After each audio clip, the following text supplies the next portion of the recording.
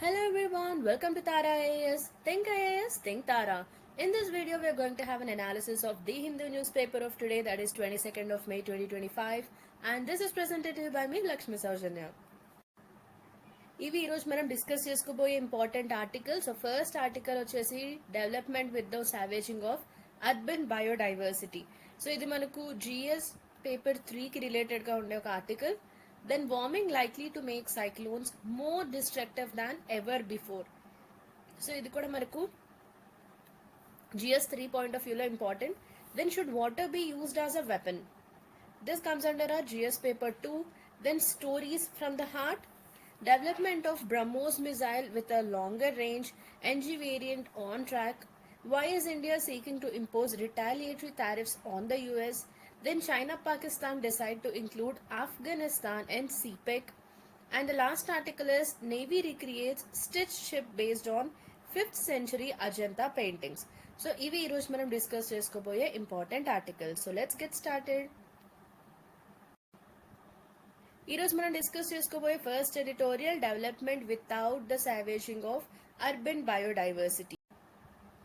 Syllabus చూసినట్లయితే ఇది GS paper 3 conservation, environmental pollution and degradation, urbanisation, problems and remedies, then biodiversity and sustainable development. ఈ topics మనకి cover అవుతున్నాయి. సో ఈ ఆర్టికల్ యొక్క కాంటెక్స్ట్ చూసినట్లయితే మనకు మే 22 అంటే ఈ రోజు international day for biological diversity. So దీని సందర్భంగా ఈ ఇయర్ యొక్క థీమ్ గురించి డిస్కస్ చేయడం జరిగింది ఈ ఆర్టికల్లో. సో ఈ ఇయర్ థీమ్ ఏంటంటే harmony with nature and sustainable development. So ఈ విధమైన థీమ్స్ కూడా మనకు ఎగ్జామినేషన్ పాయింట్ ఆఫ్ వ్యూలో important.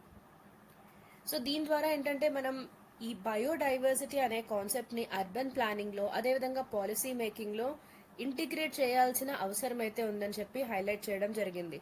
And it also highlights the threat to urban biodiversity due to unplanned development. So urban planning ఏదైతే ఉందో దానిలో మనం ప్రాపర్గా డెవలప్మెంట్ని ప్లాన్ చేసుకోవాలి.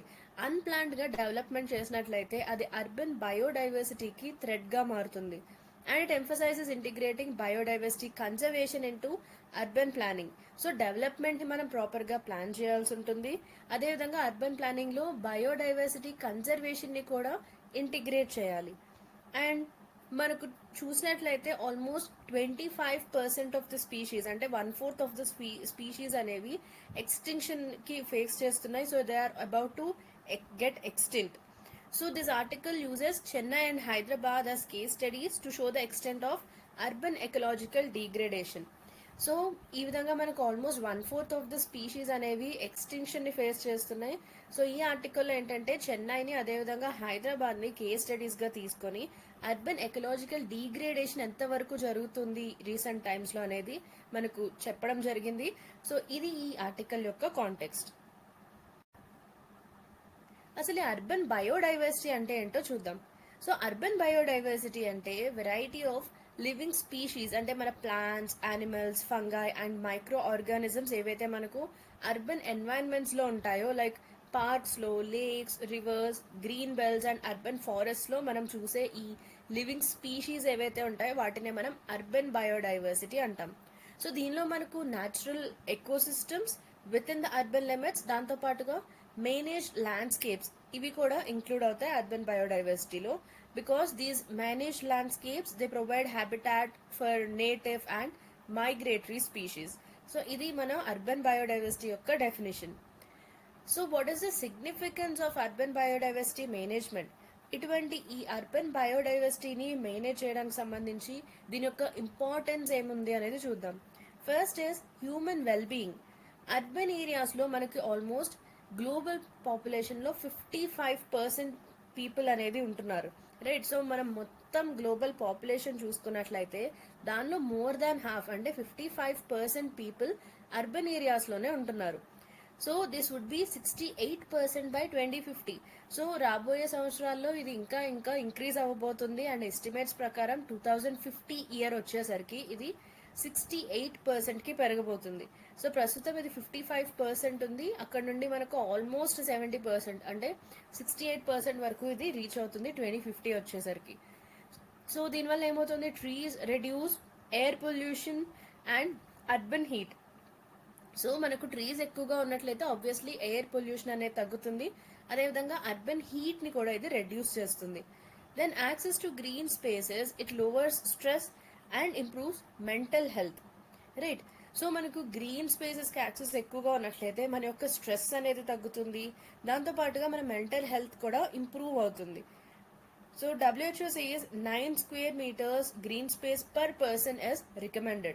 So each person ki 9 square meters of green space అనేది WHO World Health Organization recommend చేయడం జరిగింది. Then ecosystem services.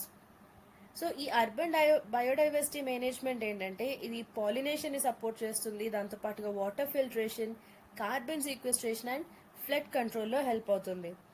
Then we have East Kolkata wetlands. They recycle 900 mld sewage for pisciculture, saving treatment costs. So ఈ wetlands ఏవైతే ఉన్నాయో ఇవి కూడా మనకు environment point of వ్యూలో చాలా important. So wetlands play a very important role in our ecosystem. So ఈ wetlands ఏంటంటే మనకు ఇక్కడ ఈస్ట్ కోల్కతా వెట్లాండ్స్ని ఎగ్జాంపుల్గా తీసుకోవడం జరిగింది. సో ఇవేంటంటే మనకు it recycles 900 mld sewage for pisciculture, దీనివల్ల మనకు ట్రీట్మెంట్ కాస్ట్ కూడా సేవ్ అవుతున్నాయి. Educational and research value, they act as a living lab. So స్కూల్స్కి citizen science and urban ecology research కోసం ఇవి ఒక లివింగ్ ల్యాబ్గా ఉన్నాయి.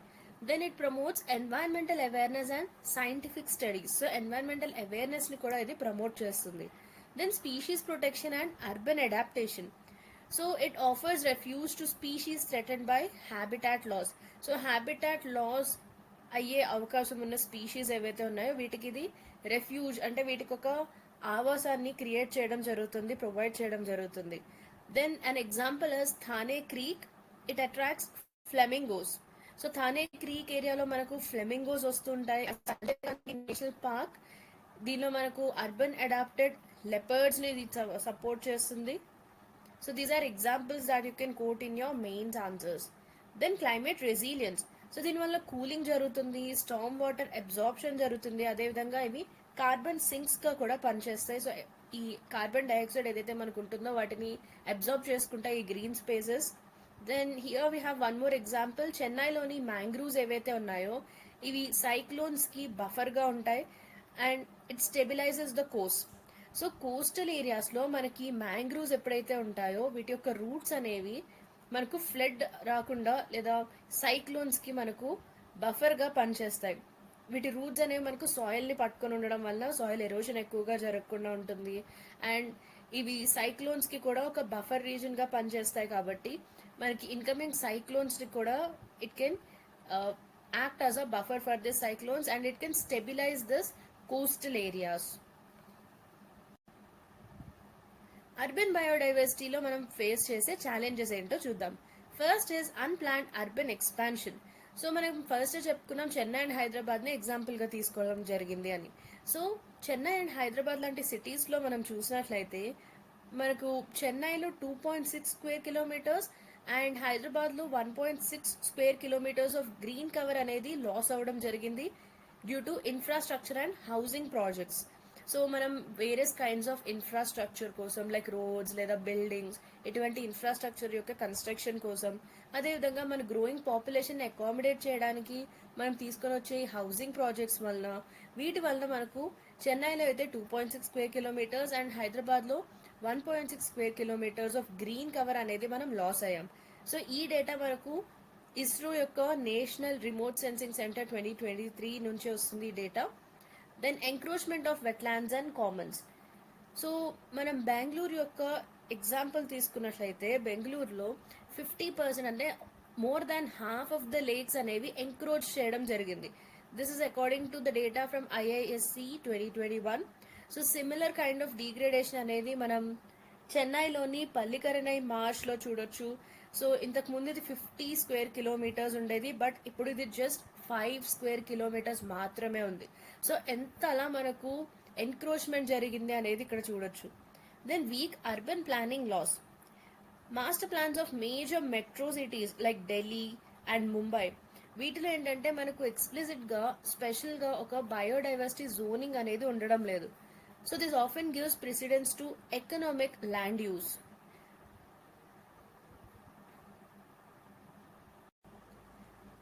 Then inappropriate urban greening practices. So చాలా సిటీస్లో ఈ ట్రీ ప్లాంటేషన్ డ్రైవ్స్ ఏవైతే జరుగుతున్నాయో ఇవి ఆర్నమెంటల్ అండ్ ఎక్సోటిక్ స్పీషీస్లో జరుగుతున్నాయి, like delonix regia, that is gulmohar, or ficus benjamina etcetera. So దీనివల్ల మనకు లోకల్ బర్డ్స్, బీస్ అండ్ బటర్ఫ్లైస్ని ఇవి సపోర్ట్ చేయడం లేదు. సో ఇవి జస్ట్ ఆర్నమెంటల్ స్పీషీస్. సో వీటి వల్ల ఏంటంటే మనకు లోకల్ బర్డ్స్ని కానీ, బీస్ని కానీ, బటర్ఫ్లైస్ వీటిని అట్రాక్ట్ చేయడం లేదు, అదేవిధంగా వీటిని సపోర్ట్ చేయడం లేదు. సో ఈ అర్బన్ గ్రీనింగ్ ప్రాక్టీసెస్ ఏవైతే ఉన్నాయో ఇవి మనకు ప్రాపర్గా ప్లాన్ చేయాల్సి ఉంటుంది. అంటే ఈ ట్రీ ప్లాంటేషన్ డ్రైవ్స్ ఏదైతే ఉన్నాయో, ఏవైతే మనకు ఈ మొక్కలు నాటే ప్రోగ్రామ్స్ ఉంటాయి, సో అటువంటి ప్రోగ్రామ్స్ ఏంటంటే మనకు బీస్, బటర్ఫ్లైస్, లోకల్ బర్డ్స్ వీటిని అట్రాక్ట్ చేసే విధంగా, వాటిని సపోర్ట్ చేసేలాంటి వెరైటీస్ని మనం చూస్ చేసుకోవాలి, రైట్. అది కాకుండా మనం ఈ విధంగా ఆర్నమెంటల్ స్పీషీస్ ఏవైతే ఉంటాయో, రైట్, సో అటువంటి ప్లాంట్స్ని మనం నాటినా కూడా అది మనకు అంతగా ఎఫెక్ట్ అనేది ఇవ్వదు, because it doesn't support the local birds, Bs are butterflies. So ఢిల్లీలో 2020లో ఆడిట్ చేయడం జరిగింది by centre for science and environment. So దానిలో భాగంగా ఏంటంటే ఈ గ్రీనింగ్ స్కీమ్స్ ఏవైతే ఉంటాయో వాటిలో నాటే ఆ చెట్లు లేదా మొక్కలు, వాటిలో మోర్ దాన్ 60% నాన్ నేటివ్ ఉంటున్నాయి. అంటే ఆ ప్లేస్కి నేటివ్గా ఉండే ప్లాంట్స్ ఆర్ ట్రీస్ని కాకుండా నాన్ నేటివ్ ట్రీస్, అంటే వేరే ఏరియాస్లో వేరే క్లైమాటిక్ కండిషన్స్ ఆర్ అదర్ కండిషన్స్లో పెరిగే నాన్ నేటివ్ ప్లాంట్స్ అండ్ ట్రీస్ని తీసుకొచ్చి ఇక్కడ ప్లాంటేషన్ డ్రైవ్స్లో మనం నాటడం జరుగుతుంది. సో దానివల్ల ఏమవుతుంది, ఎకలాజికల్ వాల్యూ అనేది తగ్గుతుంది. Then lack of data and local engagement. So just కొన్ని సిటీస్ మాత్రమే, ఎగ్జాంపుల్ హైదరాబాద్, ఇండోర్ లాంటి కొన్ని సిటీస్ మాత్రమే సిటీ బయోడైవర్సిటీ ఇండెక్స్ రిపోర్ట్స్ని పబ్లిష్ చేయడం జరుగుతుంది. Most of the urban local bodies ఏంటంటే ఎకలాజికల్ బేస్ లైన్స్, అదేవిధంగా సిటిజన్ సైన్స్ ప్లాట్ఫామ్స్ అనేవి వీటిలో ఉండడం లేదు. ఇవి అర్బన్ బయోడైవర్సిటీకి సంబంధించి మనం ఫేస్ చేస్తున్న challenges. Then let's have a look at the urban biodiversity initiatives in India. So ఇండియాలో మనకున్న అర్బన్ బయోడైవర్సిటీ ఇనిషియేటివ్స్ ఏంటో చూద్దాం. First is Nagar Van Yojana. So దీనివల్ల ఏంటంటే it develops 200 urban forests in Indian cities and it promotes native species, community participation and urban ecology. So ఈ Nagar one యోజనలో భాగంగా మన ఇండియన్ సిటీస్లో 200 అర్బన్ ఫారెస్ట్ని డెవలప్ చేయాలనేది దీని యొక్క ఆబ్జెక్టివ్ అండ్ ఎక్కువగా ఇది నేటివ్ స్పీషీస్ని ప్రమోట్ చేయడం జరుగుతుంది. Then smart cities mission. So smart cities మిషన్లో భాగంగా ఏంటంటే ఈ అర్బన్ డెవలప్మెంట్ డిజైన్ ఏదైతే ఉంటుందో దీనిలో బయోడైవర్సిటీ ప్లానింగ్ని కూడా ఇంటిగ్రేట్ చేయడం జరుగుతుంది. సో దీనిలో భాగంగా ఏంటంటే మనకు biodiversity parks, eco restoration, urban green infrastructure వీటిని ఇది సపోర్ట్ చేస్తుంది. Then national mission for green India. As a part of NAPCC it targets ecosystem restoration and climate resilience. So దీనిలో ఏంటంటే మనకు urban and peri urban forestry కాంపోనెంట్స్ని కూడా include చేయడం జరుగుతుంది. సో ఇక్కడ మనం చూడొచ్చు urban biodiversity initiatives in India, Nagar Van Yojana, smart cities mission, national mission for green India, Atal mission for rejuvenation and urban transformation, దీన్నే మనం అమృత్ స్కీమ్ అంటాం. Then we have urban afforestation programmes. ఇవన్నీ కూడా మనకు అర్బన్ బయోడైవర్సిటీకి సంబంధించి ఇండియాలో ఉన్న ఇనిషియేటివ్స్. ఈ అమృత్ మిషన్ ఏంటో చూద్దాం. So this is Atal mission for rejuvenation and urban transformation. So దీని యొక్క మేజర్ ఫోకస్ అనేది urban green spaces, parks and open spaces and 500+ cities. ఇది దీని యొక్క ఫోకస్. అండ్ దీని ద్వారా ఏంటంటే లివబిలిటీ అనేది ఎన్హాన్స్ అవుతుంది, దాంతోపాటుగా ఎన్వైరన్మెంటల్ సస్టైనబిలిటీ కూడా ఎన్హాన్స్ అవుతుంది. దెన్ సిటీ బయోడైవర్సిటీ ఇండెక్స్, దీన్ని మనం సింగపూర్ ఇండెక్స్ నుండి అడాప్ట్ చేసుకోవడం జరిగింది. సో దీనివల్ల ఏంటంటే మనకు బయోడైవర్సిటీ అక్రాస్ 23 ఇండికేటర్స్. సో 23 ఇండికేటర్స్ని యూజ్ చేసి బయోడైవర్సిటీని మనం మెజర్ చేయడం జరుగుతుంది. సో దీని ద్వారా ఏంటంటే మనం నేటివ్ స్పీషీస్ని ట్రాక్ చేస్తాం, దాంతోపాటుగా ecosystem services and governance in cities like Hyderabad, Pune, Kochi etcetera. So ఇది మన సిటీ బయోడైవర్సిటీ ఇండెక్స్. సో ఆ పర్టిక్యులర్ సిటీలో నేటివ్ స్పీషీస్ ఏ విధంగా ఉన్నాయి, ఎకోసిస్టమ్ సర్వీసెస్ ఏ విధంగా ఉన్నాయి అండ్ ఈ ఎకోసిస్టమ్ గవర్నెన్స్ ఎలా ఉంది, వీటన్నిటినీ కూడా ట్రాక్ చేయడం జరుగుతుంది. అండ్ దీన్ని మనం సింగపూర్ ఇండెక్స్ నుండి చూసి దీన్ని అడాప్ట్ చేసుకోవడం జరిగింది. అండ్ దీనిలో మనకు 23 ఇండికేటర్స్ని యూజ్ చేసి బయోడైవర్సిటీని మనం మెజర్ చేయడం జరుగుతుంది. ఇక్కడ మనం కొన్ని ఎగ్జాంపుల్స్ ని కూడా చూడొచ్చు, successful examples and their impact. So we can see the Bengaluru's lakes and we have Aarey forest and Aravalli biodiversity park, right.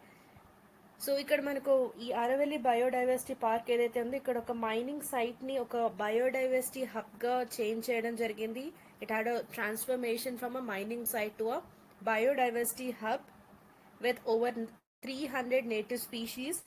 And ఈ ఆర్ఏ ఫారెస్ట్ ఏదైతే ఉందో ఇక్కడ ఒక సిటిజన్ మూవ్మెంట్ వల్ల it was successful for a balanced urban development and forest conservation. So ఒక citizen movement అవడం వల్ల దాని వలన ఈ urban development and forest conservation కూడా సక్సెస్ఫుల్ గా బ్యాలెన్స్ చేయడం జరిగింది.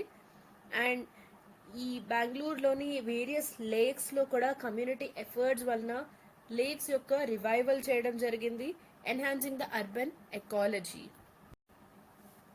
అర్బన్ బయోడైవర్సిటీకి సంబంధించిన కొన్ని case studies and best practices ని చూద్దాం. Greater Chennai corporation tree plantation plan. ఈ స్ట్రాటజిక్ యాక్షన్ ప్లాన్ ని 2018లో లాంచ్ చేయడం జరిగింది. సో దీని ప్రకారం ఏంటంటే 5 ఇయర్స్ లో, అంటే ఈ 2018 నుండి 5 ఇయర్స్ లోపు చెన్నైలో 1 మిలియన్ నేటివ్ ట్రీస్ ని ప్లాంట్ చేయాలనేదే దీని యొక్క టార్గెట్. సో ఇది ఎందుకు ఇంపార్టెంట్ అంటే ఇది అర్బన్ క్యానోపీ కవర్ దీన్ని ఇంక్రీజ్ చేయడం దీని యొక్క ఆబ్జెక్టివ్. అదేవిధంగా బయోడైవర్సిటీ రెసిలియన్స్ ని కూడా ఎన్హాన్స్ చేయడం దీని యొక్క ఆబ్జెక్టివ్. సో దీని యొక్క ఇంప్లిమెంటింగ్ బాడీ ఏంటంటే Care Earth Trust partnered with GCC, that is greater Chennai corporation. Then private greening initiatives in Chennai. Examples ఏంటంటే మనకు చాలా ఇండిపెండెంట్ హౌసెస్ అనేవి నేటివ్ ఫ్రూట్ ట్రీస్ ని ప్లాంట్ చేయడం జరుగుతుంది, like coconut, mango and jackfruit. So దీని యొక్క ఇంపాక్ట్ ఏంటంటే లోకల్ బయోడైవర్సిటీ అనేది ఎన్హాన్స్ అవుతుంది, దాంతో పాటుగా ఫుడ్ సెక్యూరిటీ కూడా ఎన్హాన్స్ అవుతుంది.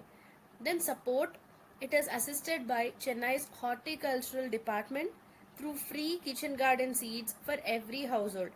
సో ఈ విధంగా ఇండిపెండెంట్ హౌసెస్ లో ఎవరైతే ఈ విధంగా మనకు నేటివ్ ఫ్రూట్ ట్రీస్ ని పెంచడం జరుగుతుందో వారికి చెన్నైలోని హార్టికల్చరల్ డిపార్ట్మెంట్ కూడా సపోర్ట్ చేయడం జరుగుతుంది. సో ఏ విధంగా సపోర్ట్ చేస్తున్నారంటే ఈ ఎవ్రీ హౌస్ హోల్డ్ ఎవరైతే ఇటువంటి ప్లాంటేషన్స్ చేయాలనుకుంటున్నారో వారికి ఫ్రీ కిచెన్ గార్డెన్ సీడ్స్ అనేవి ప్రొవైడ్ చేయడం జరుగుతుంది. So what is a way forward? Main stream biodiversity in urban planning. So ఈ మాస్టర్ ప్లాన్స్ ఏవైతే ఉంటాయో సిటీ డెవలప్మెంట్ కి సంబంధించి, అర్బన్ ప్లానింగ్ కి సంబంధించి, అదేవిధంగా smart cities and Amrut projects, వీటన్నిటిలో కూడా మనం బయోడైవర్సిటీ గోల్స్ ని ఇంటిగ్రేట్ చేయాలి. అండ్ అదేవిధంగా మనం eco sensitive zoning and green space allocation వీటిని మనం కంపల్సరీ చేయాలి. Then adopt the 330-300 rule according to UN habitat. So that means 3 trees visible from every home, 30% tree canopy per neighborhood, and 300 meters access to green space, ensuring equitable and functional green cover. So ఈ 330-300 rule ఏంటి అంటే ప్రతి ఒక్క home నుండి 3 trees అనేవి visible గా ఉండాలి, అది 3. 30 ఏంటంటే ప్రతి ఒక్క నైబర్హుడ్ లో 30% ట్రీ క్యానోపీ ఉండాలి. అండ్ 300 ఏంటంటే మనకు 300 మీటర్స్ యాక్సెస్ అనేది ఉండాలి గ్రీన్ స్పేస్ కి. సో దీనివల్ల ఏంటంటే మనకు ఈక్విటబుల్ గ్రీన్ కవర్ ఉంటుంది, అదేవిధంగా ఒక ఫంక్షనల్ గ్రీన్ కవర్ అనేది ఉంటుంది. Then legal protection for urban commons. So notify and safeguard urban wetlands, forest and lakes under local biodiversity laws. And దీంతో పాటుగా మనం సిటిజన్స్ గ్రూప్స్ ని, అర్బన్ లోకల్ బాడీస్ ని కూడా ఎంపవర్ చేయాల్సి ఉంటుంది, సో దాట్ ఇవి డీగ్రేడెడ్ ఎకోసిస్టమ్స్ ని మానిటర్ చేస్తాయి, అదేవిధంగా రెస్టోర్ కూడా చేయడం జరుగుతుంది. సో ఇవి ఈ ఇష్యూకి సంబంధించిన కొన్ని పాసిబుల్ సొల్యూషన్స్. దీనికి సంబంధించిన ఒక మెయిన్స్ క్వశ్చన్ ని చూద్దాం. Urban biodiversity is not merely an environmental concern but a pre requisite for sustainable and resilient urban development. So ఇక్కడ ఏంటంటే మనం అర్బన్ బయోడైవర్సిటీ యొక్క సిగ్నిఫికెన్స్ ని ఎగ్జామిన్ చేయాల్సి ఉంటుంది, అదేవిధంగా ఇండియన్ సిటీస్ లో దీని యొక్క ఎఫెక్టివ్ మేనేజ్మెంట్ ఏ విధంగా చేయాలి, దానికోసం కొన్ని కీ స్ట్రాటజీస్ ని కూడా సజెస్ట్ చేయాలి. So try to right this answer in 250 words. So మన నెక్స్ట్ ఆర్టికల్ ఏంటో చూద్దాం. Warming likely to make cyclones more destructive than ever before. Syllabus చూసినట్లయితే ఇది GS paper 3 climate change and it's impact. Disasters, that is cyclones and disaster management, ఈ topics దీనిలో cover అవుతున్నాయి. So దీని యొక్క కాంటెక్స్ట్ ఏంటంటే, ఈ ఆర్టికల్లో మనకు స్విట్జర్లాండ్లోని ఈటీహెచ్ జూరిచ్ నుండి వచ్చిన ఒక కొత్త రీసెర్చ్ని హైలైట్ చేయడం జరిగింది. దీని ప్రకారం ఏంటంటే, ట్రాపికల్ సైక్లోన్స్ ఏవైతే ఉన్నాయో ఇవి ఇంకా చాలా ఇంటెన్స్గా అవ్వబోతున్నాయి, and they going to occur in new geographic zones and cause greater ecological and economic damage due to climate change. So రీసెంట్గా మనకు క్లైమేట్ చేంజ్ అనేది చాలా ఎక్కువగా చూస్తున్నాం. ఒక పాస్ట్ 30-40 ఇయర్స్ నుండి మనం ఇంతకు ముందు ఉన్న క్లైమేట్ చేంజ్ని ఇప్పుడు ఉన్నది కంపేర్ చేసుకున్నట్లయితే మనకు ఈ క్లైమేట్ చేంజ్ వాటి యొక్క ఎఫెక్ట్స్ అనేవి మన రీసెంట్ టైమ్స్లో చాలా ఎక్కువగా ఎక్స్పీరియన్స్ చేస్తున్నాం. సో ఇటువంటి క్లైమేట్ చేంజ్ వలన ఈ రీసెర్చ్ ఏం చెప్తుందంటే, మనకి రాబోయే ట్రాపికల్ సైక్లోన్స్ ఏవైతే ఉన్నాయో ఇవి చాలా ఇంటెన్స్గా మారబోతున్నాయి, అండ్ కొత్త జాగ్రఫిక్ జోన్స్లో కూడా కొత్త జాగ్రఫిక్ ఏరియాస్లో ఇవి జరిగే అవకాశం ఉంది. అండ్ వీటి వలన చాలా ఎక్కువగా మనకు ecological damage and economic damage కూడా జరుగుతుంది. అండ్ ఈ పర్టిక్యులర్ రిస్క్స్ ఏవైతే ఉన్నాయో ఇవి ఎక్కువగా high emission scenario, they are pronounced under high emission scenario known as SSP5 8.5. ఇది ఈ ఆర్టికల్ యొక్క కాంటెక్స్ట్. సో సైక్లోన్స్ గురించి కొంత బేసిక్స్ చూద్దాం. What are cyclones? ఈ సైక్లోన్స్ అనేవి లో ప్రెషర్ సిస్టమ్స్. సో వీటిలో స్ట్రాంగ్ రొటేటింగ్ విండ్స్, అదేవిధంగా హై రెయిన్ఫాల్ అనేది ఉంటుంది సైక్లోన్స్ వలన. అండ్ ఈ సైక్లోన్స్ యొక్క ఆరిజిన్ని బట్టి మనం వీటిని క్లాసిఫై చేయడం జరుగుతుంది into tropical cyclones and extra tropical cyclones. So ఏవైతే సైక్లోన్స్ వార్మ్ ఓషన్ వాటర్స్ పైన ఫామ్ అవుతాయో వాటిని మనం ట్రాపికల్ సైక్లోన్స్ అంటాం. అండ్ ఏవైతే సైక్లోన్స్ మనకు టెంపరేట్ రీజన్స్లో ఫామ్ అవుతాయో వాటిని మనం ఎక్స్ట్రా ట్రాపికల్ సైక్లోన్స్ అంటాం. So hope this is easy to remember regarding the classification of cyclones. So cyclone formation conditions ఏంటో చూద్దాం. ఎస్పెషలీ ట్రాపికల్ సైక్లోన్స్కి సంబంధించి సైక్లోన్ ఫామ్ అవ్వాలంటే ఎటువంటి కండిషన్స్ ఉండాలో చూద్దాం. ఫస్ట్ ఏంటంటే, సీ సర్ఫేస్ టెంపరేచర్ అనేది మనకు మోర్ దాన్ 26.5 degrees Celsius ఉండాలి.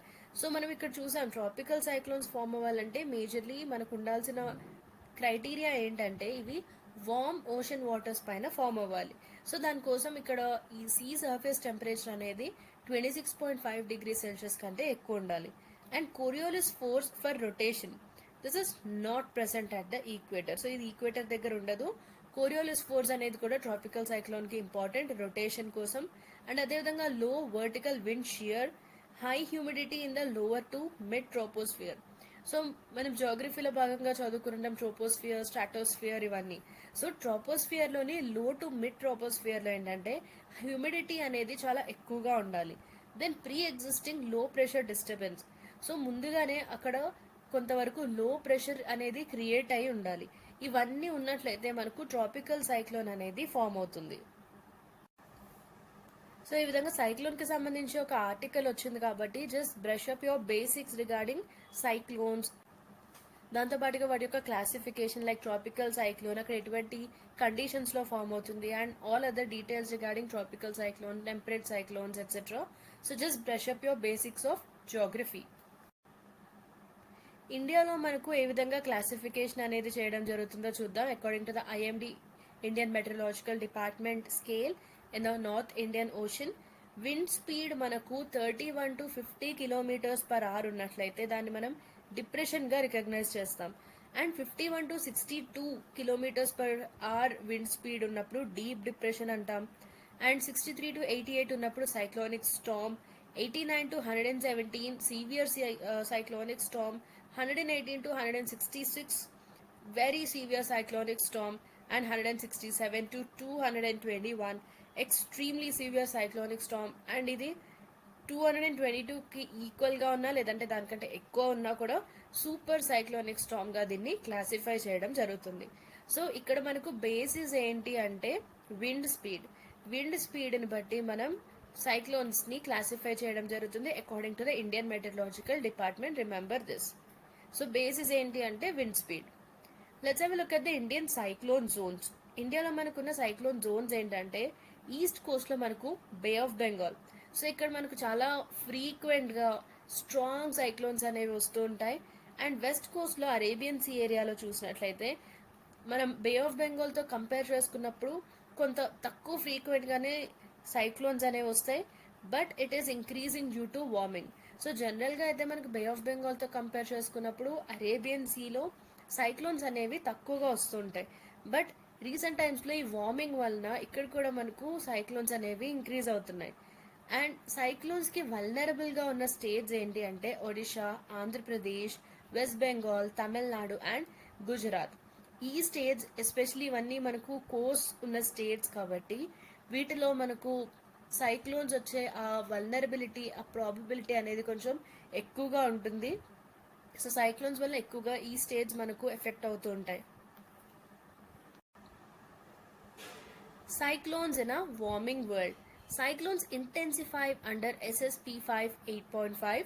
సో ఈ సినారియోలో ఏంటంటే మనకు ట్రాపికల్ సైక్లోన్స్ అనేవి స్ట్రాంగ్గా మారుతాయి అండ్ ఇవి కొత్త కొత్త లొకేషన్స్లో ఫామ్ అవుతాయి which are not historically exposed to them.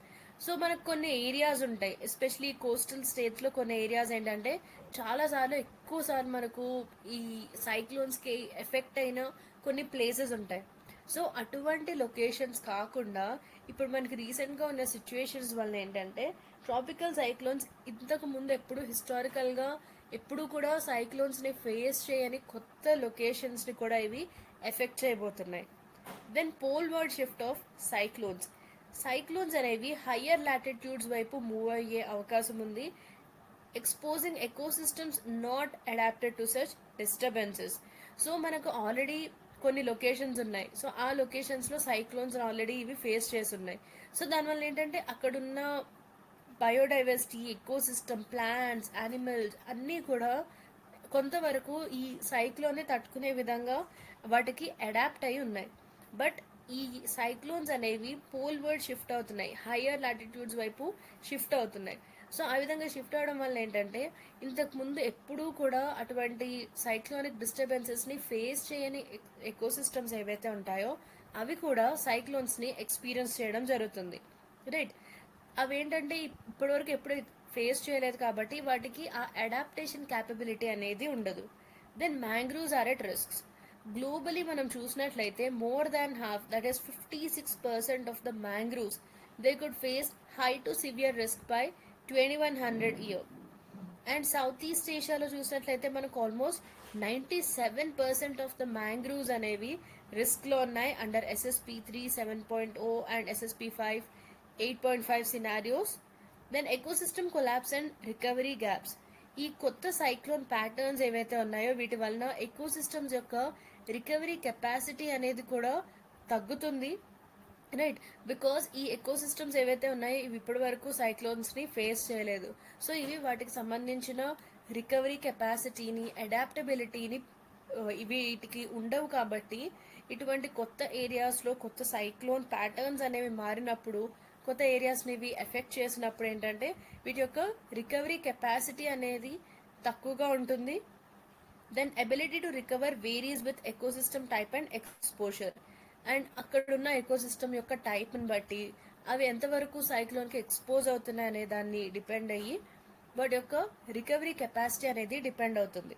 Then more people more peril. So obviously densely populated areas ఏవైతే ఉంటాయో ఎక్కువ మంది పాపులేషన్ ఉన్న ఏరియాస్లో ఎక్కువ డేంజరస్గా మారుతుంది.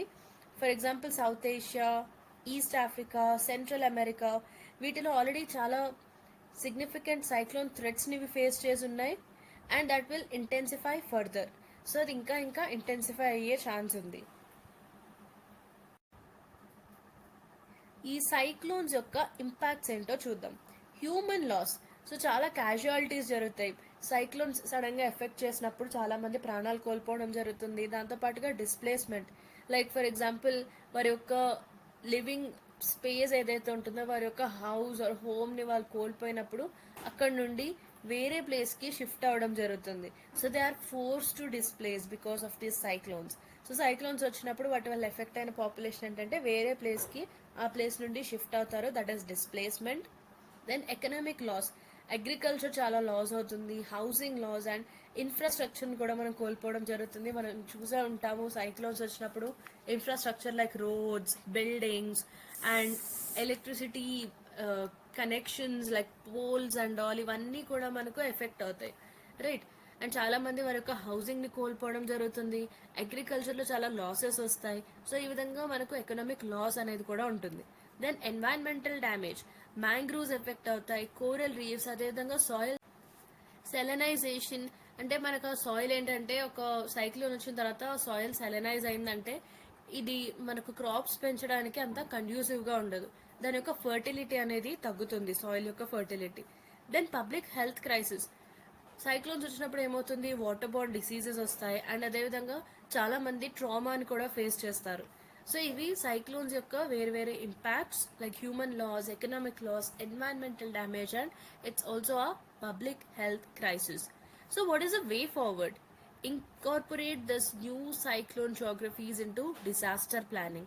సో డిజాస్టర్ ప్లానింగ్ లో మనం ఈ సైక్లోన్ జోగ్రఫీస్ ని కూడా ఇన్కార్పొరేట్ చేయాల్సి ఉంటుంది.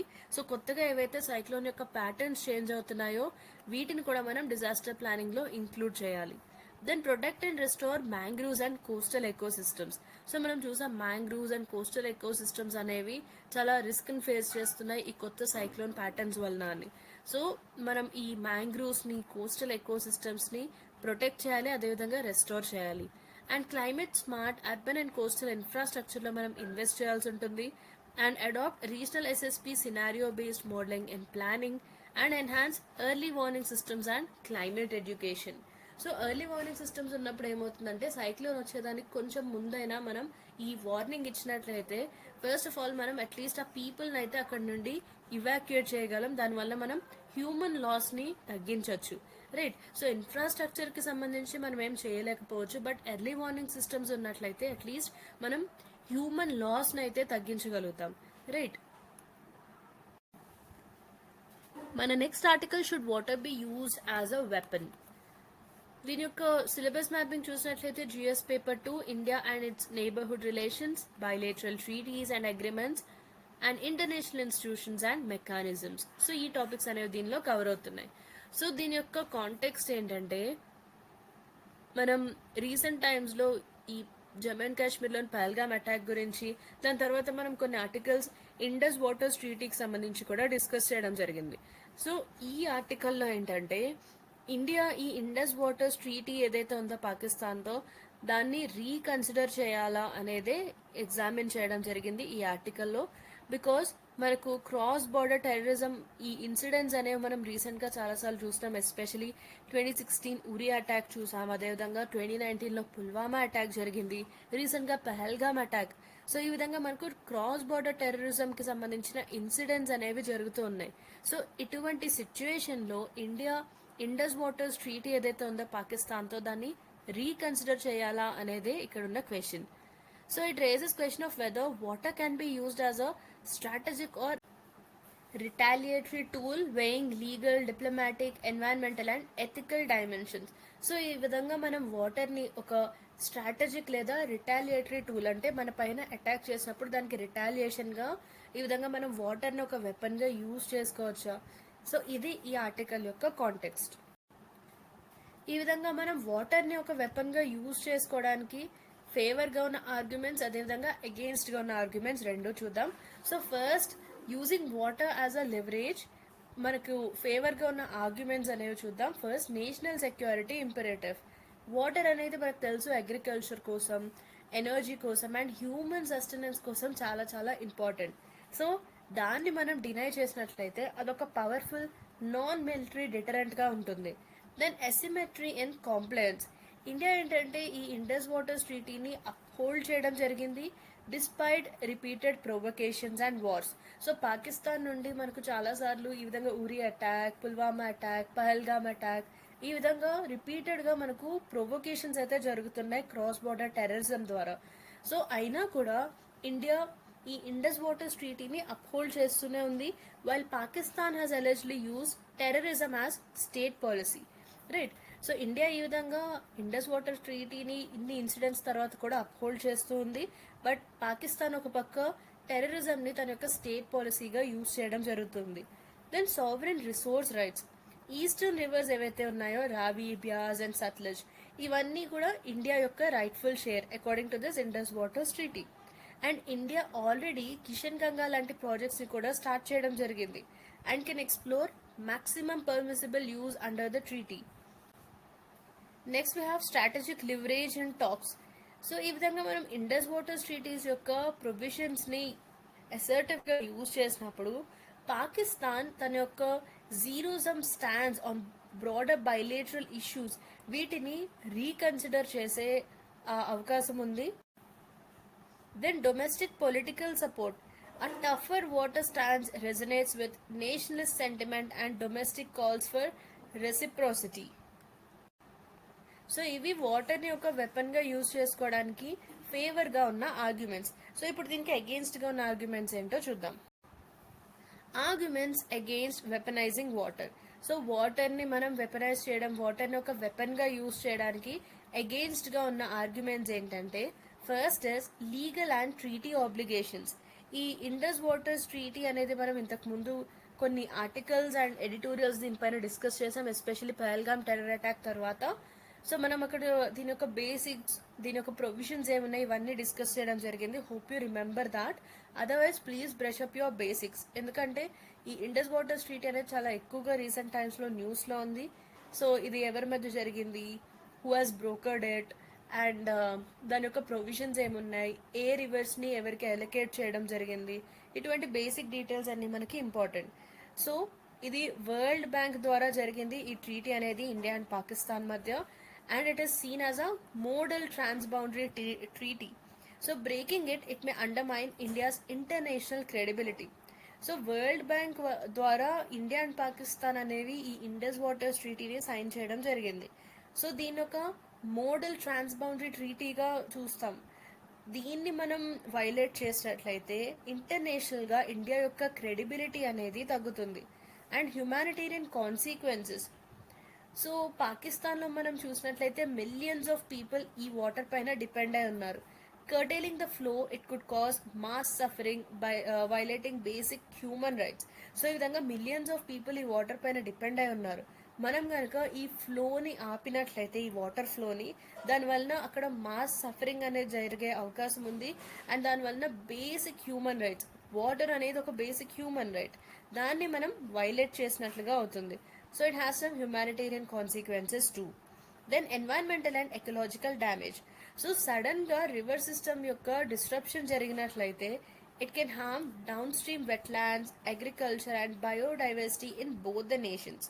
సో ఒక రివర్ సిస్టమ్ అనేది ఎన్నో సంవత్సరాల నుండి ఒక ఫ్లో అనేది దీనికి జరుగుతూ ఉంటుంది, రైట్. దానికి తగ్గట్టుగా మనం అగ్రికల్చరల్ ఫీల్డ్స్ ఉంటాయి, అండ్ వెట్లాండ్స్ అనేవి కూడా వీటిపైన డిపెండ్ అయి ఉంటాయి, అండ్ బయోడైవర్సిటీ, వేరియస్ స్పీషీస్ అనేవి వీటిపైన డిపెండ్ అయి ఉంటాయి. సో సడన్గా మనం ఈ విధంగా రివర్ స్ట్రీమ్ని, దాని యొక్క సిస్టమ్ని డిస్టర్బ్ చేసినప్పుడు డౌన్ స్ట్రీమ్లో ఉన్న వెట్లాండ్స్, అగ్రికల్చర్ అండ్ బయోడైవర్సిటీ రెండు కంట్రీస్లో, India and Pakistan, not only just Pakistan, ఇండియాలో కూడా రెండు కంట్రీస్లో కూడా ఇవన్నీ ఎఫెక్ట్ అయ్యే అవకాశం ఉంది. Then reciprocal precedence. So it sets a dangerous norm. Other neighbors like China on Brahmaputra, it may adopt similar hostile water strategies.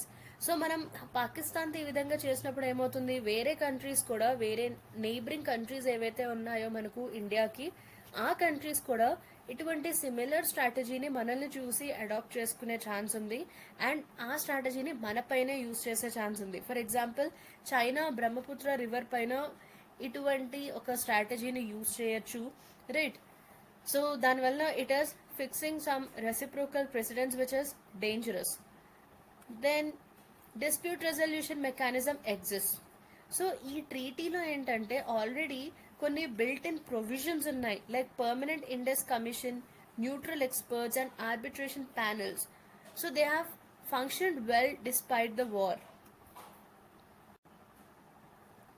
So ఈ విధమైన డిస్ప్యూట్ రెజల్యూషన్ మెకానిజం కూడా ఉంది కాబట్టి దాన్ని కూడా మనం యూజ్ చేసుకోవచ్చు. సో ఇవి మనకు వాటర్ని వెపనైజ్ చేయడానికి లేదా వాటర్ని ఒక వెపన్గా యూజ్ చేసుకోవడానికి అగెయిన్స్ట్గా ఉన్న arguments. Finally, what is the way forward? Maximise India's rights within treaty. So eastern rivers ఏవైతే ఉన్నాయో, ఇండియాకి అలొకేట్ చేసిన రివర్స్, వాటిని మనం ఫుల్గా యూటిలైజ్ చేసుకోవాలి. అండ్ పెండింగ్ ప్రాజెక్ట్స్ ఏవైతే ఉన్నాయో under Indus waters treaty, complaint frameworks, దీన్ని మనం ఇంకా స్పీడప్ చేసి యాక్సిలరేట్ చేసి ఈ పెండింగ్ ప్రాజెక్ట్స్ని మనం ఫాస్ట్గా ఫినిష్ చేసుకోవాలి. Example Ravi Beas link. Then push for modernisation of the treaty. So, seek revisions or renegotiations to reflect climate change, population growth, and hydropower needs. So climate change అనేది మనం రీసెంట్ టైమ్స్లో చాలా ఎక్కువగా చూస్తూ ఉన్నాం. అండ్ పాపులేషన్ కూడా గ్రో అవుతూ ఉంది. హైడ్రో పవర్ నీడ్స్ కూడా చేంజ్ అవుతున్నాయి. సో వీటన్నిటిని రిఫ్లెక్ట్ చేసే విధంగా ఈ ట్రీటీలో కొన్ని రివిజన్స్ అదేవిధంగా రీనెగోషియేషన్స్ చేద్దామని చెప్పి మనం అడగచ్చు. So we can push for modernisation of this treaty, then adopt basin-wide cooperation models. So we can look to Danube or Mekong models. So వీటిలో ఏంటంటే మల్టీలేటరల్ కోఆపరేషన్ని అండ్ ఆ కంట్రీస్ యొక్క ఇంట్రెస్ట్ని కూడా బ్యాలెన్స్ చేయడం జరిగింది. సో వాటి యొక్క ఎగ్జాంపుల్ని కూడా మనం తీసుకొని ఫాలో అవ్వచ్చు. Then decouple water from retaliation politics. So ఏదైనా కంట్రీస్ మధ్య ఇష్యూ ఉన్నప్పుడు ఆ రిటాలియేషన్ అనేది జరుగుతుంది. ఫర్ ఎగ్జాంపుల్ పాకిస్తాన్ ఈ విధంగా అటాక్ చేసినప్పుడు ఇండియా రిటాలియేట్ చేస్తుంది. సో అటువంటి రిటాలియేషన్ పాలిటిక్స్ నుండి వాటర్ని మనం సపరేట్ చేయాలి. So maintain a moral high ground by treating water as a global common good, not a geo political weapon. So అటువంటి సిచ్యువేషన్స్లో ఏంటంటే వాటర్ని ఒక వెపన్గా యూజ్ చేయకుండా దాన్ని ఒక గ్లోబల్ కామన్ గుడ్గా ట్రీట్ చేసి దాన్ని జియో పొలిటికల్ వెపన్గా యూజ్ చేయకుండా ఉండాలి. Then strengthen river diplomacy and institutions. Countries మధ్య టెన్షన్స్ని మేనేజ్ చేయడం కోసం మనం hydro diplomacy, basin commissions and scientific exchange వంటి వాటిని యూజ్ చేసుకోవచ్చు. సో ఇది ఈ ఇష్యూకి సంబంధించిన పాసిబుల్ సొల్యూషన్స్. మన next article stories from the heart. So దీని యొక్క కాంటెక్స్ట్ ఏంటంటే రీసెంట్గా 77-year-old రైటర్ బాను ముష్తాక్ కర్ణాటకకు చెందిన ఒక పర్సన్. సో ఈ పర్సన్ ఒక ల్యాండ్ మార్క్ లిటరరీ అచీవ్మెంట్ చేయడం జరిగింది. So this person has won international Booker prize 2025 for her Kannada short story collection heart lamp. So this is translated by Deepa Bhasthi. So first time కన్నడలో రాసిన ఒక వర్క్ ఏదైతే ఉందో ఆ వర్క్ అండ్ అదేవిధంగా ఫస్ట్ షార్ట్ స్టోరీ కలెక్షన్ ఇటువంటి అవార్డ్ని పొందడం జరిగింది. Underscoring global rise of regional Indian languages and literature. So గ్లోబల్గా ఇటువంటి ఇంటర్నేషనల్ బుకర్ ప్రైజ్ అనేది పొందడం చాలా land mark literary achievement. So దీని ద్వారా ఏంటంటే గ్లోబల్గా మన ఇండియా యొక్క రీజనల్ లాంగ్వేజెస్ లిటరేచర్లో ఎంత రైజ్ అయ్యాయి, ఎంత అచీవ్ చేస్తున్నా అనేది తెలుస్తుంది. సో ఇది ఆర్టికల్ యొక్క కాంటెక్స్ట్. దీని యొక్క సిగ్నిఫికెన్స్ లేదా ఇంపార్టెన్స్ ఏంటి? Let's have a look at it. Global recognition for regional languages. So ఇక్కడ కన్నడ లాంగ్వేజ్లో రాసిన వర్క్ ఇది. సో ఇండియా యొక్క రీజనల్ లాంగ్వేజెస్కి గ్లోబల్గా ఈ విధంగా రికగ్నిషన్ రావడం జరుగుతుంది. ఇది నిజంగా ఒక సిగ్నిఫికెంట్ అచీవ్మెంట్గా చెప్పొచ్చు. సో దీంట్లో ఏంటంటే మనకు కన్నడ, తమిళ్, మలయాళం ఇటువంటి ఇండియన్ లాంగ్వేజెస్ యొక్క లిటరరీ డెప్త్ ఇది హైలైట్ చేస్తుంది. And it breaks the hegemony of English language publishing and global forums. So ఇటువంటి గ్లోబల్ ఫోరమ్స్లో ఇంగ్లీష్ లాంగ్వేజ్ మాత్రమే కాకుండా ఇటువంటి ఇండియన్ రీజనల్ లాంగ్వేజెస్ కూడా హైలైట్ అవడం జరిగింది. Then empowerment of marginalised voices. Mushtaq writes about Muslim women's struggles, societal repression, and domestic challenges with honesty and humor. Then preserving linguistic diversity. So దీనివల్ల ఏంటంటే globalised వరల్డ్లో vernacular expression అంటే ఆ regional లాంగ్వేజ్లో ఇష్యూస్ని express చేయడం యొక్క రెలెవెన్స్ అనేది మనం చూడొచ్చు. Then encourages documentation, translation and promotion of regional literary traditions. So మనకు రీజనల్ లిటరరీ ట్రెడిషన్స్ యొక్క డాక్యుమెంటేషన్, వాటి యొక్క ట్రాన్స్లేషన్, అదేవిధంగా వాటి యొక్క ప్రమోషన్ని కూడా ఇది ఎంకరేజ్ చేస్తుంది. సో ఆ విధంగా మన యొక్క లింగ్విస్టిక్ డైవర్సిటీ అనేది ప్రిజర్వ్ చేస్తుంది. Then cultural soft power. So దీనివల్ల ఏంటంటే ఇండియన్ లాంగ్వేజెస్ని మనం we can position these as global carriers of culture, ideas and resistance. Then strengthens India's cultural diplomacy and global literary presence. Then role of translation. Deepa Bhasti's radical translation. It reflects linguistic plurality, expanding the space for localized forms of English. So ఇక్కడ translation యొక్క రోల్ని కూడా మనం చూడొచ్చు. So ఓవరాల్గా ఇది దీని యొక్క importance. మన next article development of BrahMos missile with a longer range NG variant on track. దీని యొక్క కాంటెక్స్ట్ ఏంటంటే ఇండియా ఈ బ్రహ్మోస్ ఎన్జీ అంటే నెక్స్ట్ జనరేషన్ని డెవలప్ చేయడంలో ముందుకు వెళ్తుంది. అండ్ ఈ పర్టికులర్ మిసైల్ ఏదైతే ఉందో ఇదొక compact air launch version of supersonic BrahMos cruise missile. So simultaneously efforts are ongoing to extend the range of original BrahMos missile. So దీంతో పాటుగా సైమల్టేనియస్గా మనం ఏం చేస్తున్నామంటే మన ఒరిజినల్ బ్రహ్మోస్ మిసైల్ ఏదైతే ఉందో దీని యొక్క రేంజ్ని కూడా మనం ఎక్స్టెండ్ చేస్తున్నాం టు 800 కిలోమీటర్స్. సో దాని ద్వారా ఏమవుతుంది, ఇండియా యొక్క strategic and precision strike capability enhance అవుతుంది. పర్టికులర్లీ మనకు రీసెంట్ టైమ్స్లో బార్డర్ టెన్షన్స్ అనేవి ఉన్నాయి, right. So cross border terrorism ఇటువంటి ఇష్యూస్ అనేవి మనం రీసెంట్ టైమ్స్లో చూస్తున్నాం. ఇటువంటి సిచ్యువేషన్లో మనం బ్రహ్మోస్ మిసైల్ యొక్క రేంజ్ని పెంచుతున్నాం 800 కిలోమీటర్స్కి. సో దీని ద్వారా ఏంటంటే ఇండియా యొక్క strategic and precision strike capability కూడా ఎన్హాన్స్ అవుతుంది. సో ఇది ఆర్టికల్ యొక్క కాంటెక్స్ట్. సో బ్రహ్మోస్ యొక్క కీ ఫీచర్స్ చూద్దాం. ఇది ఒక super sonic cruise missile and దీని స్పీడ్ మ్యాక్ 2.8 to 3. అండ్ దీని యొక్క రేంజ్ ఏంటంటే ఒరిజినల్గా దీని రేంజ్ అనేది 290 కిలోమీటర్స్ అండ్ పోస్ట్ ఎంటీసీఆర్ దీన్ని 450 కిలోమీటర్స్కి ఎక్స్టెండ్ చేయడం జరిగింది. అంటే missile technology control regime. So దీని తర్వాత మనం 450 కిలోమీటర్స్కి దీన్ని ఎక్స్టెండ్ చేసాం అండ్ ప్రస్తుతం దీన్ని 800 కిలోమీటర్స్కి మనం ఎక్స్టెండ్ చేయబోతున్నాం. This is still under development.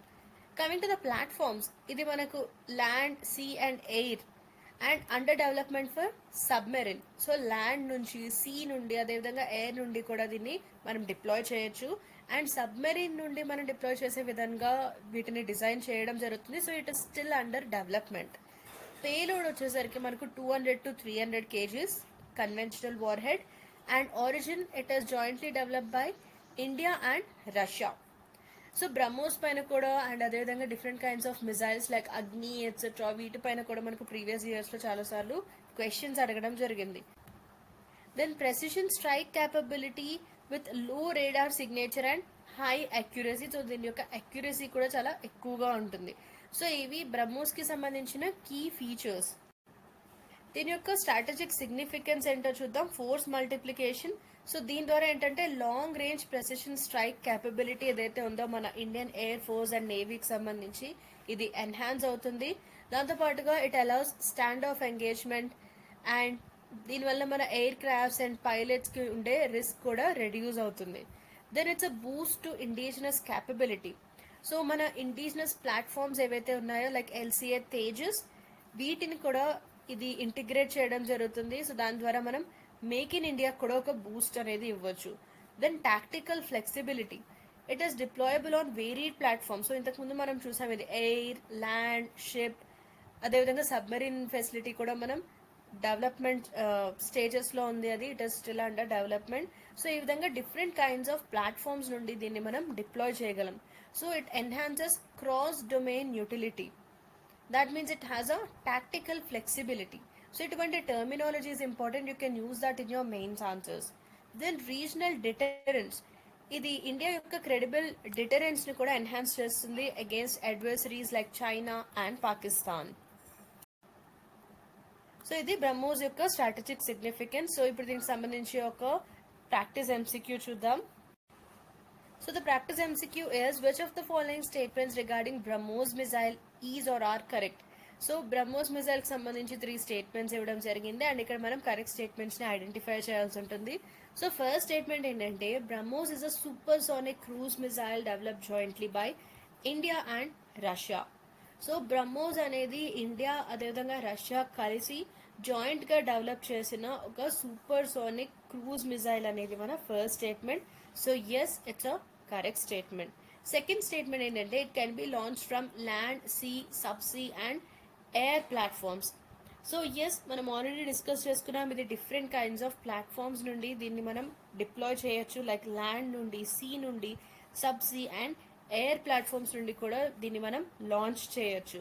So second statement కూడా కరెక్ట్. థర్డ్ స్టేట్మెంట్ వచ్చి it's current range exceeds 1500 kilometres. So ఇది ఒక రాంగ్ స్టేట్మెంట్. ఎందుకంటే మనం ఆల్రెడీ డిస్కస్ చేసుకున్నాం దీని యొక్క ఒరిజినల్ రేంజ్ వచ్చేసి 290 kilometres and missile technology control regime ఈ ఎంటీసీఆర్ది తర్వాత మనకు దీని రేంజ్ అనేది 450 కిలోమీటర్స్కి ఎక్స్టెండ్ చేయడం జరిగింది. అండ్ దీన్ని 800 కిలోమీటర్స్కి ఎక్స్టెండ్ చేద్దామనే ప్లానింగ్లో ఉన్నాం. It is still under development. So ఇది మనం డిస్కస్ చేసుకున్న పాయింట్స్. సో ఇక్కడ మనకు 1500 కిలోమీటర్స్ ఇవ్వడం జరిగింది. సో అందు గురించి అయితే ఒక wrong statement. So here the correct answer is A, 1 and 2 only. So BrahMos has a range of up to 800 kilometers under development, not 1500 kilometers. సో అందు గురించి మనకు 1 and 2 మాత్రమే కరెక్ట్ స్టేట్మెంట్స్. మన next article, why is India seeking to impose retaliatory tariffs on the US. So దీని యొక్క context ఏంటంటే India world trade ఆర్గనైజేషన్ని అప్రోచ్ అవ్వడం జరిగింది. ఎందుకు అంటే మన మీద ఇంతకు ముందు వాషింగ్టన్ అంటే యుఎస్ ఏం చేసిందంటే మన ఇండియా యొక్క స్టీల్ పైన 25% అండ్ అదేవిధంగా అల్యూమినియం ఇంపోర్ట్స్ పైన 10% టారిఫ్స్ అనేవి ఇంపోజ్ చేయడం జరిగింది. సో దీనికి రిటాలియేషన్గా ఇండియా కూడా కొన్ని రిటాలియేషన్ టారిఫ్స్ అనేది ఇంపోజ్ చేద్దామని వరల్డ్ ట్రేడ్ ఆర్గనైజేషన్ని అప్రోచ్ అయింది. That is we are going to impose retaliatory tariffs worth $1.9 billion on US imports. National security reason చెప్తూ మార్చ్లో దీన్ని రీఇంపోజ్ చేయడం జరిగింది. సో ఇండియా ఏమంటుందంటే ఇటువంటి టారిఫ్స్ అనేవి గ్లోబల్ ట్రేడ్ నార్మ్స్ని వైలేట్ చేస్తున్నాయి అండ్ వి సీక్ ప్యారిటీ. ఇది ఈ ఆర్టికల్ యొక్క కాంటెక్స్ట్. అసలు ఈ రిటాలియేటరీ టారిఫ్స్ అంటే ఏంటో చూద్దాం. So these are import duties imposed by a country in response to tariffs levied by another country. So as an example మనం చూసినట్లయితే ఇండియా అండ్ యుఎస్ యొక్క ఎగ్జాంపుల్ తీసుకుందాం. సో ఫస్ట్ యుఎస్ ఇండియా పైన కొన్ని tariffs అనేవి ఇంపోజ్ చేయడం జరిగింది. So దానికి రిటాలియేషన్గా ఇండియా కూడా కొన్ని టారిఫ్స్ అనేవి ఇంపోజ్ చేసింది. సో వీటిని మనం రిటాలియేటరీ టారిఫ్స్ అంటాం. అంటే మన మీద ఆ కంట్రీ ఇంపోజ్ చేసింది కాబట్టి మనం కూడా ఆ కంట్రీ పైన టారిఫ్స్ని ఇంపోజ్ చేస్తాం. సో దాన్ని రిటాలియేషన్ అంటాం.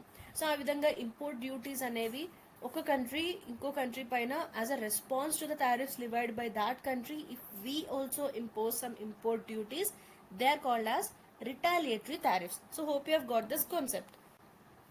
ఎగ్జాంపుల్ చూసినట్లయితే మనం ఆల్రెడీ ఇక్కడ చూసాం ఇండియా ఏ విధంగా యుఎస్ గూడ్స్ ఏవైతే ఉన్నాయో వీటిపైన 1.9 బిలియన్ టారిఫ్స్ రిటాలియేటరీ టారిఫ్స్ అనేది ఇంపోజ్ చేయడం జరిగింది.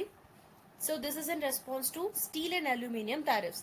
సో యుఎస్ మన పైన steel and aluminium tariffs impose చేసింది కాబట్టి దానికి రిటాలియేషన్గా మనం కూడా యుఎస్ గూడ్స్ పైన $1.9 బిలియన్ రిటాలియేటరీ టారిఫ్స్ అనేవి ప్రపోజ్ చేసాం. రైట్. సో ఇదొక example. Then WTO dispute settlement understanding DSU. So world trade ఆర్గనైజేషన్కి సంబంధించిన డిఎస్యు ఏంటో చూద్దాం. దీని యొక్క పర్పస్ ఏంటంటే ఈ ట్రేడ్ డిస్ప్యూట్స్ ఏవైతే ఉంటాయో వాటిని రిజాల్వ్ చేయడం కోసం WTO కింద ఉండే ఒక మెకానిజమే ఈ డిఎస్యు. సో ఇది ఏ విధంగా రిజాల్వ్ చేస్తుంది అంటే ప్యానెల్స్ ద్వారా, కన్సల్టేషన్స్ ద్వారా, అదేవిధంగా అపిలేట్ బాడీస్ ద్వారా ఇటువంటి ట్రేడ్ డిస్ప్యూట్స్ అనేది రిజాల్వ్ చేస్తుంది. కీ ఫీచర్ ఏంటంటే mandatory consultations before retaliation or counter measures. So ఈ విధంగా ఏదైనా కంట్రీ పైన రిటాలియేటరీ టారిఫ్స్ లేదా కౌంటర్ మెజర్స్ని ఇంపోజ్ చేసే ముందు కంపల్సరీ అంటే మ్యాండేటరీ కన్సల్టేషన్స్ అనేవి చేయాల్సి ఉంటుంది. మన next article, China Pakistan decide to include Afghanistan in సిపెక్.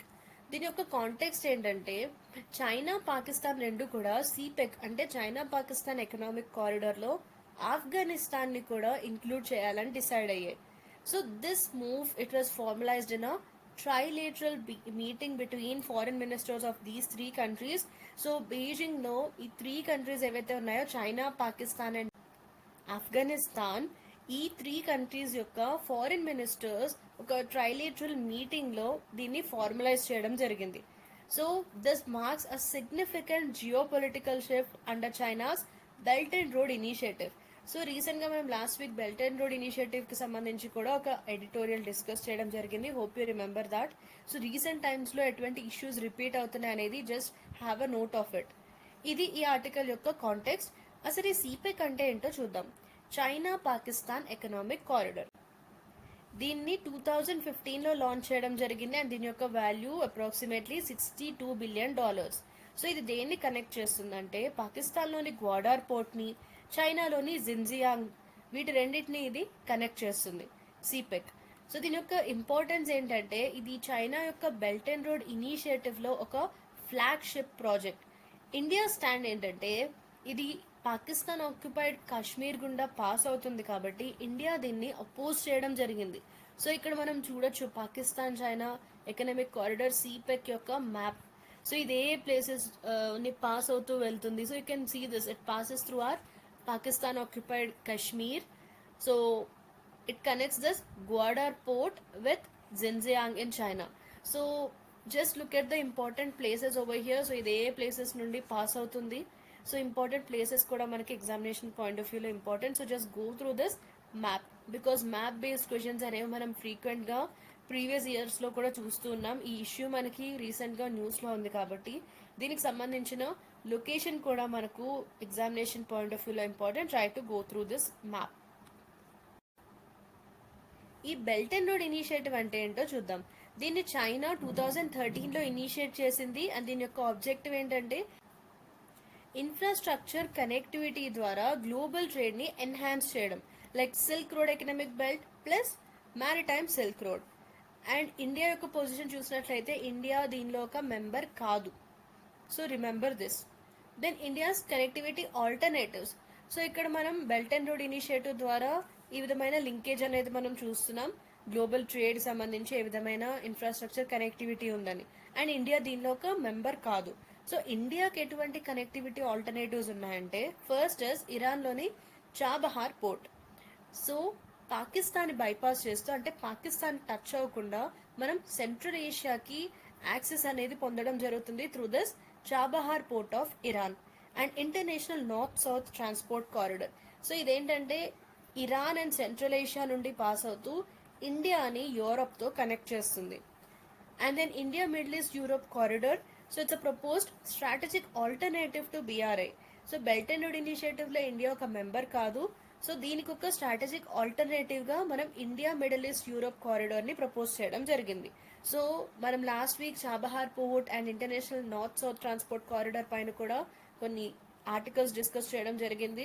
So just have a look at the trend of which topics are trending and ఏ టాపిక్స్ మనకి ఎక్కువగా రిపీట్ అవుతున్నాయని. And please do go through this map. ఈ belt and road initiative అనేది ఏ ప్లేసెస్ని pass అవుతూ వెళ్తుంది, ఐఎన్ఎస్టీసీ, IMEC, దీనిలో ఉండే ఇంపార్టెంట్ పోర్ట్స్ అదేవిధంగా ఇంపార్టెంట్ ప్లేసెస్ అనేవి కూడా మనకి ఎగ్జామినేషన్ పాయింట్ ఆఫ్ వ్యూలో important. I repeat, please do go through the map. మన last article navy recreates stitch ship based on 5th century Ajanta paintings. So దీని యొక్క కాంటెక్స్ట్ ఏంటంటే ఇండియన్ నేవీ ఫార్మల్గా ఐఎన్ఎస్వి కౌండిన్యాని ఇండక్ట్ చేయడం జరిగింది. సో ఇదొక ట్రెడిషనల్గా కన్స్ట్రక్ట్ చేసిన స్టిచ్డ్ సెయిల్ షిప్. సో దీని ఏంటంటే మనం 5th century సిఈకి చెందిన అజంతా కేవ్ పెయింటింగ్స్ నుండి ఇన్స్పైర్ అయ్యి దీన్ని రీక్రియేట్ చేయడం జరిగింది.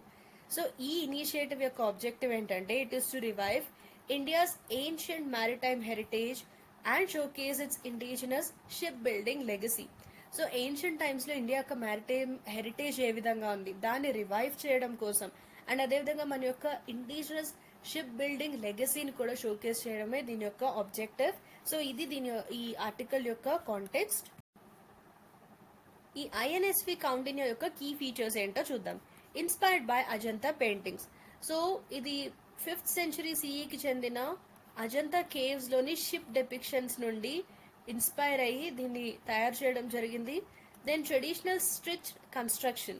సో దీని ద్వారా ఏంటంటే స్టిచ్డ్ కన్స్ట్రక్షన్, ద పేరు వల్లనే మనకు తెలుస్తుంది ఇది it's a type of stitched construction. That means wooden planks ఏవైతే ఉంటాయో ఈ వుడెన్ ప్లాంక్స్ని మనం ఆల్మోస్ట్ స్టిచ్ చేసినట్టుగా చేయడం జరుగుతుంది. సో ఆ విధంగా దీన్ని కనెక్ట్ చేస్తాం. అంటే కాయిల్ రోప్ని యూజ్ చేసి coconut fibre and natural resin వీటిని యూజ్ చేసి ఈ విధంగా ఈ వుడెన్ ప్లాంక్స్ని మనం స్టిచ్ చేసి షిప్ని అనేది కన్స్ట్రక్ట్ చేయడం జరుగుతుంది. And no welding is used. So it revives ancient Indian shipbuilding. Ancient టైమ్స్లో ఇండియాలోని షిప్ బిల్డింగ్ ఏ విధంగా ఉందో దాన్ని ఇది రివైవ్ చేస్తుంది. Then it is build by artisans from Kerala, remember this. So it is led by Master Shipwright Babu Shankaran.